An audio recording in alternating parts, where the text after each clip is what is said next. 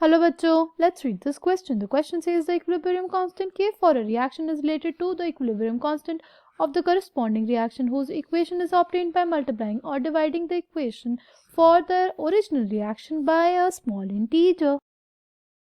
Key concept for this question is equilibrium constant.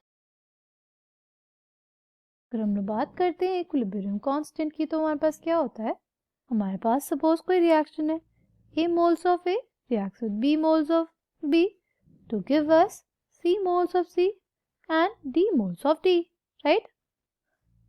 अगर हम लोग बात करें इस रिएक्शन की इक्विलिब्रियम कांस्टेंट की तो हमारे पास क्या हो जाएगा, कंसंट्रेशन ऑफ C की power C into concentration of D की power D by concentration of A की power A into concentration of B की पावर B. ठीक है, ये हमारे पास क्या हो जाएगा, Kc की वैल्यू. ठीक, अब अगर हम जो हमारी रिएक्शन थी, राइट, वन में रिएक्शन मेंशन है, उसको मल्टीप्लाई कर दें 2 से. अगर हम इस रिएक्शन को 2 से मल्टीप्लाई कर देंगे तो रिएक्शन क्या हो जाएगी, 2A moles of A reacts with 2B moles of B to give us 2C moles of C plus 2D moles of D.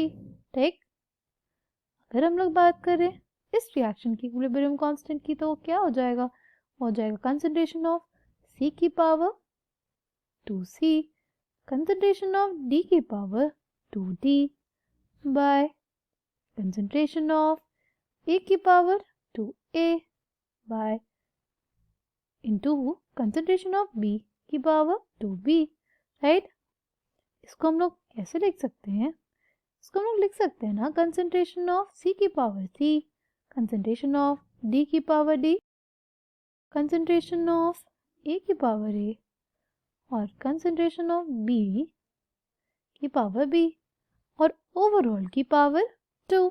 ठीक, तो हमारे पास जो K डैश C है वो किसके बराबर आ जाएगा, वो हमारे पास बराबर आ जाएगा KC के स्क्वायर के. यानी बेसिकली जो हमारे पास नया इक्विलिब्रियम कांस्टेंट आया, वो जो हमारे रिएक्शन का पहले इक्विलिब्रियम कांस्टेंट था उसकी पावर 2 हो गया जब हमने पूरी जो रिएक्शन थी उसको 2 से मल्टीप्लाई किया था.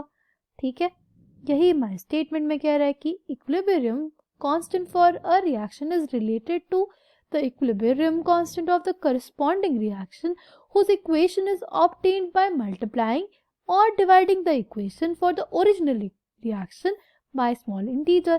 इस केस में जो हमारे पास स्मॉल इंटीजर था वो क्या था, वो 2 था, राइट. हमने क्या किया, मल्टीप्लाई किया अपनी जो ओरिजिनल इक्वेशन थी उसको 2 से, और हमारे पास जो इक्विलिब्रियम कांस्टेंट के बीच में रिलेशन पाया वो कुछ ऐसा आया, राइट. नाउ अगर हम सपोज कोई और इंटीजर मल्टीप्लाई करते, सपोज 1/2 करते, तो क्या फर्क पड़ता, देख लेते हैं रिएक्शन पे. A/2 moles of A reacts with B/2 moles of B gives us C/2 moles of C plus D/2 moles of D. अब इस रिएक्शन का अगर हम इक्विलिब्रियम कांस्टेंट लिखना हो कि डबल डैश C, क्या हो जाएगा, हो जाएगा कंसंट्रेशन ऑफ C की power C/2 concentration of D की power D/2 by concentration of A की power A/2 into concentration of B की पावर B/2. ठीक, अब अगर इसको लिखना हो हमें तो क्या लिख सकते हैं, इसको लिख सकते हैं as concentration of C into concentration of D, concentration of C की पावर C और कंसंट्रेशन ऑफ D की power D by concentration of A की power A into concentration of B की पावर B और इस होल की power 1/2. और हम लोग जानते हैं कंसंट्रेशन ऑफ C की power C into concentration of D की power D by concentration of A into concentration of B की पावर B हमारे पास बराबर होता है किसके, हमारे पास बराबर होता है KC के, राइट. यानी KC की पावर 1/2 हो गई, यानी जो K डबल डैश C आया हमारे पास वो आया KC की पावर 1/2. ये वही नंबर आया है ना जिस नंबर से हमने, जिस स्मॉल इंटीजर से हमने पूरी इक्वेशन को मल्टीप्लाई किया था, राइट. आई होप आपको ये बात समझ में आई हो.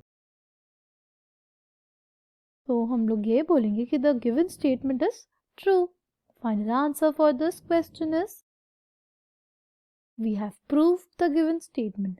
The given statement is true. I hope you understood it well. Thank you and all the best.